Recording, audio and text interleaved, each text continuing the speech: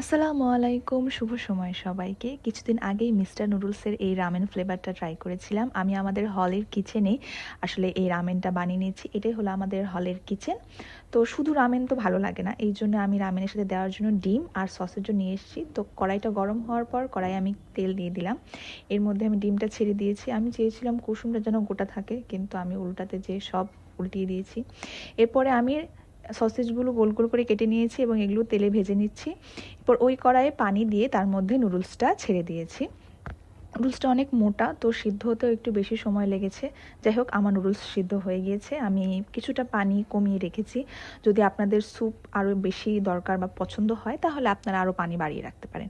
প্যাকেটের মধ্যে এই দুইটা সিজনিং ছিল, তো আমি প্রথমে ওই রেড কালারের প্যাকেটটা দিয়ে ভালো করে এটা মিক্স করে নিচ্ছিলাম। তারপরে যে চিজ পাউডারের মতো ছিল ওইটাও আমি দিয়ে দিলাম।